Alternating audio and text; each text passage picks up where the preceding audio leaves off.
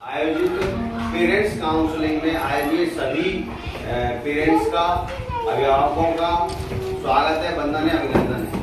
मैं सत्यपाल सिंह, इंचार्ज प्रधानाध्यापक, पूर्व माध्यमिक विद्यालय कागरौल प्रथम, आप सभी का तहे दिल से आभार व्यक्त करता है कि आप लोग जो है शॉर्ट नोटिस पर यहाँ उपस्थित हुए, क्योंकि सर को आदेश आज सुबह ही मिला है कि आपको पेरेंट्स के संग जो है मीटिंग रखनी है। तो इस शॉर्ट नोटिस पे आप लोग आए, आपका बहुत बहुत धन्यवाद, बहुत बहुत आभार और आपका सारा वंदन अभिनंदन। इस कड़ी में मैं आपको बताना चाहता हूँ कि विद्यालय के जो बच्चे हैं हमारे, उनके डीबीटी पैसे जो है उनके अकाउंट में पहुँच चुके हैं। तो उस पैसे का आपको बच्चों के हित में उपयोग करना है। उसको हमें अपने हित में उपयोग नहीं करना, बच्चों के हित में करना है। बच्चों के लिए ड्रेस सिलवा दीजिए आप, 2 ड्रेस हैं उसमें, जूते, मोजे, बैग फट गया तो आप बैग दिलवा दीजिए, और कुछ पैसे उसमें स्टेशनरी के लिए भी, पेन, पेंसिल, रबर कटर और कॉपी दिलवा सकते हैं आप, कॉपियाँ। इसके अतिरिक्त आप लोग जानते हैं कि यदि आप अपने बच्चे को नियमित रूप से विद्यालय भेजेंगे तो बच्चा सीखेगा, अन्यथा वो नहीं सीख पाएगा और उसका जो अधिगम है वो प्रभावित होगा। घर में आपका जो बच्चा है वो एकांत में रहेगा, आप उसको कितनी देर हैंडल कर पाएंगे, कितनी देर उसके साथ आप कार्य कर पाएंगे, कितना ट्रीट कर पाएंगे। आपको नियमित रूप से उस बच्चे को भेजना है, क्योंकि बच्चा कई तरह से सीखता है। बच्चा सीखता है टीचर से, टीचर उसे जो बताते हैं पढ़ाई की बात है उनसे सीखता है। दूसरा, बच्चा बच्चे से सीखता है।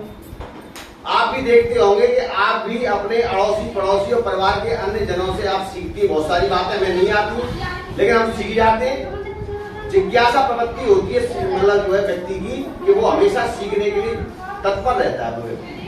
और तीसरा, बच्चा जो किताबों से सीखता है, खिलौने। अब जैसे इन बच्चों के लिए खिलौने हैं तो खिलौने से सीख रहा है बच्चा। तो मेरा ये कहने का मतलब है कि आप नियमित रूप से विद्यालय भेजें। और ये जो हमारा रिसोर्स सेंटर है, दिव्यांग रिसोर्स सेंटर, हमारे ये दोनों शिक्षक हैं, बहुत ही कर्मठ हैं, काबिल हैं, और मतलब पूरे जो है आप ये समझ लो समर्पण भाव से जो भी हमारे इस न्याय पंचायत के अंतर्गत दिव्यांग बच्चे आ रहे हैं उनके कल्याण के लिए सर कार्य कर रहे हैं। और मैंने भी सर से ये कह दिया, सर जहाँ भी मेरी कहीं जरूरत पड़े आप आधी रात को कॉल करना, मैं उपलब्ध होऊंगा। आइए। तो मंगलवार और गुरुवार को हमारा ये रिसोर्स सेंटर रोजाना खुलता है, रोजाना खुलता है ये। आप रोजाना इस रिसोर्स सेंटर में जो है आप जब खुले जब बच्चों को लेके आइए। और वैसे यदि बच्चे आपके क्लासरूम में भी यदि नियमित बैठने की स्थिति में हैं तो आप उनको वहां भी ला सकते हैं, मुझे कोई आपत्ति नहीं होगी। हमारा पूरा सहयोग और पूरा जो है आपके बच्चों के प्रति एक सिंपैथी बतौर हमारी विशेष रूप से रहती है। और मैं आपको बताऊं, मैं ज्यादा बड़ी बात नहीं कर रहा, मैं भी दिव्यांग हो गया था। 4 साल की उम्र में मुझे पोलियो हो गया था। मेरे पिताजी सीनियर मार्केटिंग इंस्पेक्टर थे। जब 4 साल की उम्र में घर का सबसे बड़ा बेटा था, मुझे पोलियो हो गया। बुखार में इंजेक्शन लगाया डॉक्टर ने और पोलियो वायरस उसमें शरीर में प्रवेश कर गया। आप ये समझ लीजिए उन्होंने मुझे जाने कहाँ नहीं दिखाया। और स्थिति ये है कि मैं कार चलाता हूँ, मोटरसाइकिल चलाता हूँ, स्कूटर, साइकिल वगैरह सब कुछ चला लेता हूँ, कोई परेशानी नहीं है। गवर्नमेंट जॉब में हूँ, और गवर्नमेंट में तो बहुत सारे शिक्षक है प्रदेश में। इस जनपद में बहुत सारे शिक्षक, 12-14 हजार शिक्षक हैं यहाँ पे। इस स्कूल में भी 11 शिक्षक हैं, लेकिन अकेला बंदा है जिसको 2 बार पर्यावरण के क्षेत्र में नेशनल अवार्ड और 2 बार पर्यावरण के क्षेत्र में स्टेट अवार्ड और माननीय मुख्यमंत्री द्वारा सम्मान, और आगरा के जितने भी सांसद, विधायक, मंत्री, बेसिक शिक्षा मंत्री, माननीय मुख्यमंत्री, इन्होंने सम्मानित किया है शिक्षा के क्षेत्र में उत्कृष्ट कार्यों के लिए।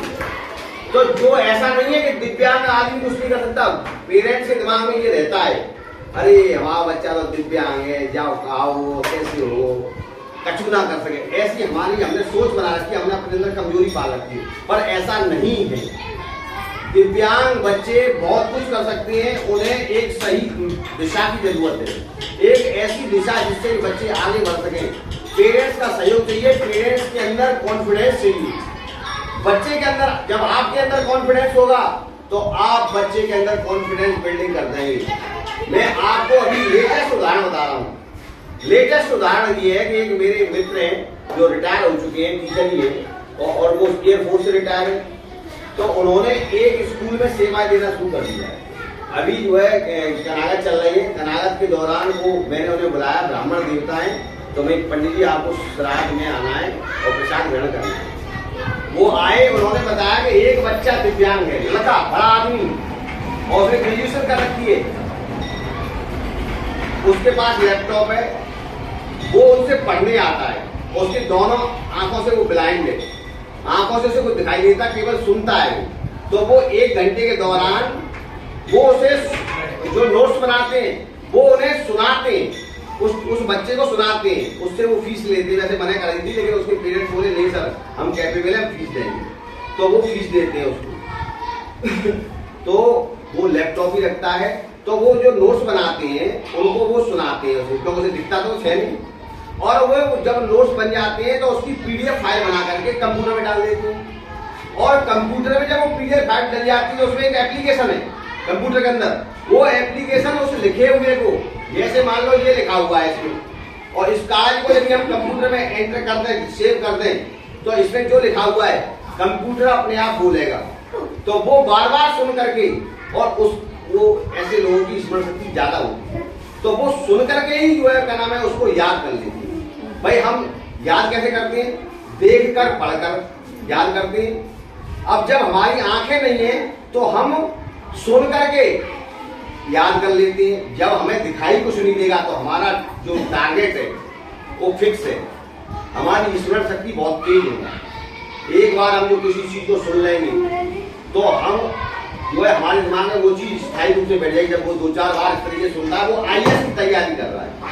आप बताइए, जिसकी एक मतलब जो है कोई किरण उसको दिखाई नहीं दे रही है, कोई पढ़ नहीं सकता, कोई कुछ नहीं कर सकता, वो व्यक्ति, उसके बाद जो कंप्यूटर है ना उसमें भी जो है जो दिव्यांगों वाली जो वो होती है ब्रेल लिपि वाली बटन वगैरह जो उस तरीके की लगी हुई है, उसको बिल्कुल दिखाई नहीं देता। वो आईएएस की तैयारी कर रहा है, वो आईएएस बनेगा। तो आप ये कैसे कह सकते हैं कि साहब जो है दिव्यांग है, ये तो कुछ कर नहीं सकता? तो हमने जब पहले ही अपने दिमाग में ये चीजें पाल ली है, हमारा ही हौसला टूटा हुआ है, तो बच्चे का हौसला कैसे मेंटेन होगा? तो आप कतई मत मानिए इस बात को कि साहब जो है बच्चा कुछ नहीं कर सकता। मैं तो जी कह रहा हूँ, अच्छे अच्छे लोग, 2 टांगों वाले, 2 आंखों वाले, 2 कानों वाले मजदूरी कर रहे हैं, और जिनको कुछ नहीं दिखाई दे रहा है, जो दोनों पैर उन्हें कटे हुए, दोनों हाथ कटे हुए, वो अफसरी कर रहे हैं। तो ऐसा नहीं है कि हमारा बच्चा दिव्यांग है, हमारा बच्चा कुछ कर नहीं सकता मान लो, तो हमें ऐसे सोच के चले कि कुछ नहीं होगा, इसका राम भरोसे छोड़ दें। समाज भी ऐसे लोगों को धुतकार देता है, उसका एक उपनाम रख देता है। ये बहुत गलत है समाज की सोच।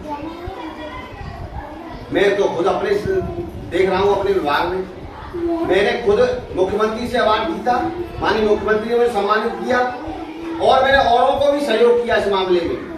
कितने टीचर ऐसे साहब माननीय मुख्यमंत्री द्वारा सम्मानित हो रहे हैं, कितने टीचर जो बेसिक शिक्षा मंत्री द्वारा सम्मानित हो रहे हैं, कितने टीचर हैं जो है क्या नाम है आपके केंद्रीय कानून मंत्री द्वारा सम्मानित हो रहे हैं।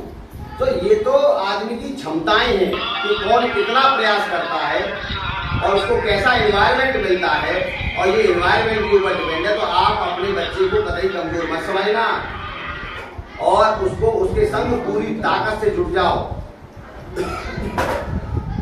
तो बस मुझे आज की बैठक में इतना ही कहना है आपसे। आप लोगों का बहुत बहुत धन्यवाद, बहुत बहुत आभार जो आपने बोलने का।